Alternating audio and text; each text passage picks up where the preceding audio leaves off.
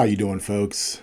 Dave Brown back here with the New Populist. Thank you for joining me on this Memorial Day. I hope you had a fantastic weekend, and I hope you are having a great Memorial Day, which, of course, we remember the soldiers that have fought and died for our country and pay them our respect. So, to the veterans out there, thank you and happy Memorial Day. Now, this video is going to be a little controversial, but who cares? These days, everything it seems is controversial. And the person I want to talk about today is Mark Levin, who is a prominent conservative here in the United States. He has been on radio for the last 20 years, and he was chief of staff to the Attorney General Edwin Neese during the Reagan administration. He has millions of listeners on Fox and radio combined, and he has been making waves recently because of some things he's been saying on X, on Twitter, and on his shows about Israel and how we are interfacing or interacting with the Israeli government and how Donald Trump is executing foreign policy. Now, I do like Mark Levin, especially when it comes to some constitutional issues. He's good with the Constitution. However, when it comes to Israel and the issue of anti-Semitism, in my view, he has completely left the reservation. And in hindsight, this is not a new thing. If you go back 15 years, he's been just as fanatical. But now that we have the situation with Gaza, it's even more obvious that he is completely just out of his mind here. And it is attracting a lot of attention, and people are discussing it because it is so incredibly insane. So what has Mark Levin said that is, in my opinion, just ridiculous? Well, the first thing is that he accuses, or has accused in the past, the Biden administration, and before that, the Obama administration, of being anti-Semitic. Here's what he has said in the past on X about the Biden administration. Biden has a history of treating Israel as a second-class country and ally. Listen to the Mark Levin podcast for more, or for free now. That's his ad there. Breaking news. Biden is literally considering a Third Reich policy against Israeli Jews, namely labeling their product. So now he's implementing a Third Reich policy, according to Mark Levin, the Biden administration. Again, another tweet. The real anti-Semites meet Biden, Blinken, and the Democrat Party. I think you're getting the point here. Biden now threatens Jews, smears Jews, and undermines Jews. The Israelis in Judea and Samaria are not targeting Palestinians. The opposite is true. This is part of Biden's liable campaign to force Israel to surrender Judea and Samaria to the Palestinians. Biden is an irredeemable bigot using fascist tactics like this executive order. So, if you go through Mark Levin's Twitter, or X, whatever you want to call it, he has one tweet after another calling Biden and the administration anti-Semitic. One last one here. Joe Biden has grotesquely and cynically played the Jewish people for decades. His betrayal is now in full view and threatens Israel's survival. His rhetoric of blood libels has fueled the widespread anti-Semitism throughout our college campuses. It is time to abandon him, condemn him, and remove him in November. So, wow.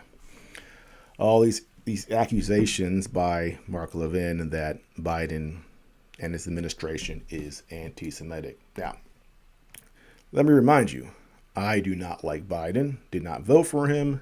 I think he's an idiot. But to call his administration anti-Semitic, I think just shows you how insane some of these right-wing conservatives are.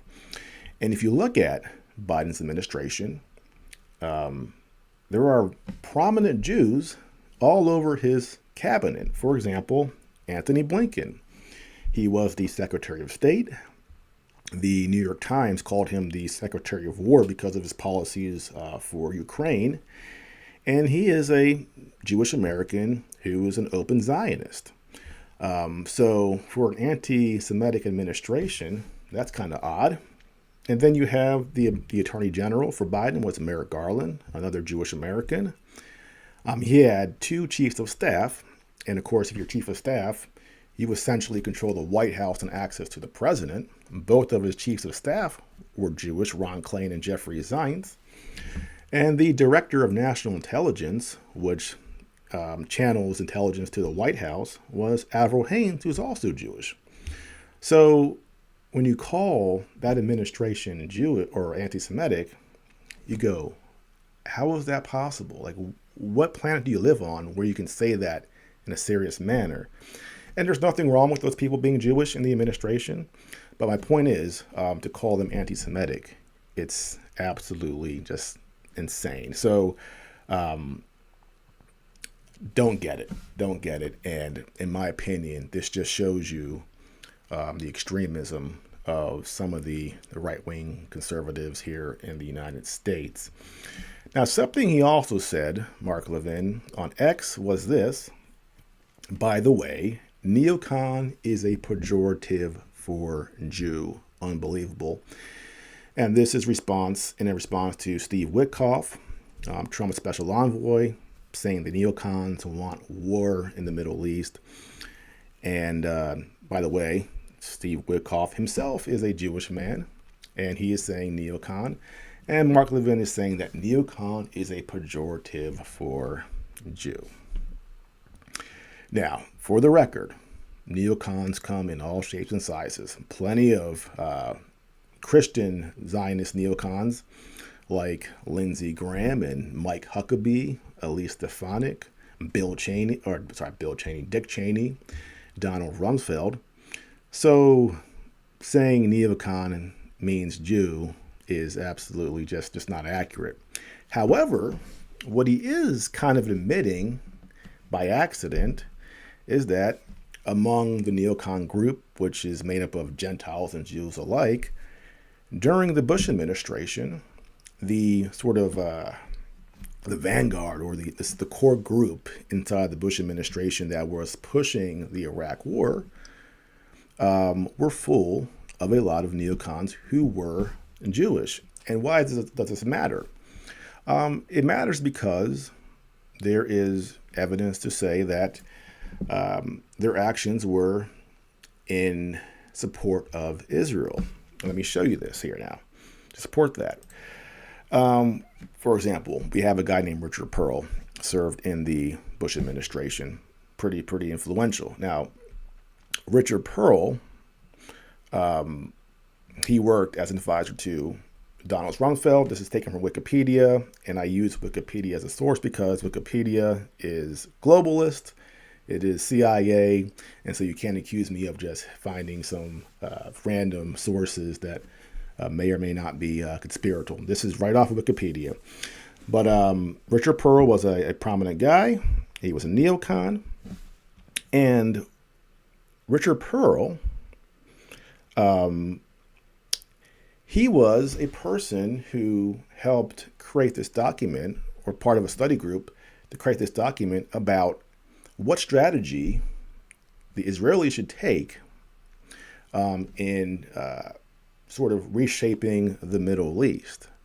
So you have somebody who's advising Netanyahu and the Israelis on their foreign policy, but also serving in America, in the U.S. government, shaping our foreign policy. So you wonder if there's some sort of conflict of interest. So Richard Pearl was Jewish. And if you look at the other neocons within the Bush administration, right here from Wikipedia, Bernard Lewis, Lulu Schwartz, Richard and Daniel Pipes, David Horowitz, Robert Kagan, they themselves are also Jewish Americans. So you do have a lot of Jewish Americans in the Bush administration who were neocons, but who are also looking out for Israel. A few more: Elliot Abrams, Richard Pearl, Douglas Fife, all played a role in shaping foreign policy in as far as invading Iraq in 2003. And again, the clean break doctrine, right here says here, is a policy document that was prepared in 1996 by a study group led by Richard Pearl for Benjamin Netanyahu, the Prime Minister of Israel. The report explained a new approach to solving Israel's security problems in the Middle East with an emphasis on Western values. It has since been criticized for advocating an aggressive new policy, including the removal of Saddam Hussein from power in Iraq and the containment of Syria by engaging in proxy warfare, and highlighting its possession of weapons of mass destruction. So you have these neocons who are Jewish, creating policies, recommendations for Israel, while at the same time being influential in the American government. And you can obviously see it's not unreasonable to say, is there a conflict of interest here? How can you be shaping American foreign policy when you're also very tied into Israeli foreign policy? And that is the problem we have right now. And that's where we're having this debate in our country now, where we say, are we America first, or are we putting Israel's foreign policy first? People like Ben Shapiro, of course, he claims to, be America first, but every time you hear him talk about Israel, it seems very apparent that his priority is not Israel. America, his priority is Israel. And the same thing with Mark Levin. You go through his X feed, and it's like, is he putting America first, or is he putting Israel first? And again, when you have all these neocons in that administration, Bush administration, advocating the Iraq War in 1996 as a strategy to help Israel, and then they get into power, and then we invade in Iraq, it's hard not to go, whose foreign policy objectives were they really focused on? America's or Israel's? And the way that they sort of get around this problem is that they constantly hammer the idea that Israel and U.S. foreign policy are complementary and one and the same, essentially. That whatever Israel does is good for the United States, and vice versa. That way, they can avoid the obvious problem of, well, what happens if you have two paths? One path is good for Israel but bad for the United States, or one path is good for the United States but bad for Israel. If you have foreign policies that aren't complementary and completely aligned, then you're in a position where you have to pick. Well, do I pick what's good for the U.S. or do I pick what's good for Israel? And again, the way you get around this, and the way they've been getting around this for decades now, is by trying to convince the public that our foreign policies completely complement each other, and that whatever Israel does in Gaza, to Iran, etc., it's also good for the United States. Of course, that is not the case, but that is how they try to get around that. Israel's our greatest ally, our best friend, the only democracy in the Middle East. You've heard those terms being shouted out there a million times, and that's for a reason, to convince you that our foreign policies should be completely aligned in order to avoid this obvious problem of, well, who are you prioritizing? And if you were forced to make a decision on whose foreign policy to prioritize, who exactly would you pick? And that is something that Mark Levin and Ben Shapiro would like to avoid. Now, let me be clear too on this. While you do have a lot of Jewish Zionists in the United States, you also have a ton of Christian Zionists, again, who support those same policies. So every group of people have diverse opinions. It's not, ubiquitous. And in fact, some of the best reporters who have exposed Israel and Benjamin Netanyahu are Jewish Americans like Jeffrey Sachs, Norman Finkelstein, Max Blumenthal, Katie Halper, Canadian, what's his name? Aaron Mate. So you have a lot of Jewish Americans who have been fantastic on this issue and have really done more than anybody to expose some of the crimes, I would say, of the Israeli government and the fanaticism of people like Benjamin Netanyahu. So I want to be clear on that. Every group has diverse opinions. Christians do, white people do, Jews do. So this is not a condemnation of Jewish people. I'm pointing out one section who was fanatical in driving our foreign policy.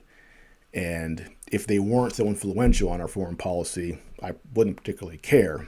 Unfortunately, we do have a very strong Zionist element within our country. And we are on, I won't say the brink of war, but we certainly know that Benjamin Netanyahu wants to attack Iran. And he was working behind President Trump's back with his national security advisor, Mike Waltz, who was fired because of that.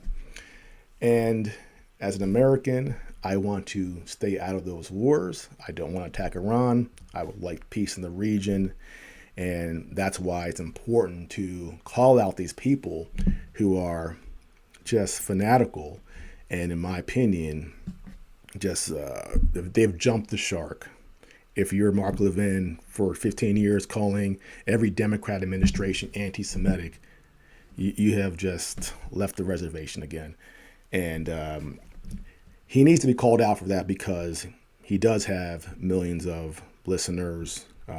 He has a show on Fox, and he is a favorite of Donald Trump, and he does get into his ear on occasion. So that's why it's important that we call these people out. But one encouraging thing is this. Levin has 4 million X subscribers, yet when you see him go on these rants about Iran and Israel, he gets very little engagement as far as likes and retweets. So I think a fair amount of his audience is going, dude, you need to calm down, relax. We're not buying this anymore, and that's good. The longer this assault on Gaza goes on, the more it's exposing some of these fanatical elements, and more Americans are waking up to it, and that is a good thing. So I want Israel to exist. I want them to be peaceful, but at the same time, they need to be reasonable with their neighbors, and they need to lose this extremism that is helping to drive these conflicts in the Middle East. And our government needs to be dedicated to protecting American national interest and advocating foreign policy that is good for America and be America first.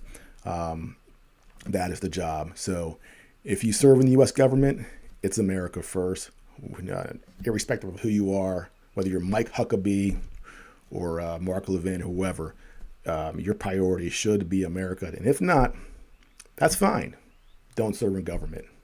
And, you can go on the radio and say what you want. But people like me will call you out when you cross that line. And again, Mr. Levin, nice man. I do like him, but on this particular issue, completely and utterly insane. Well, that is it for now.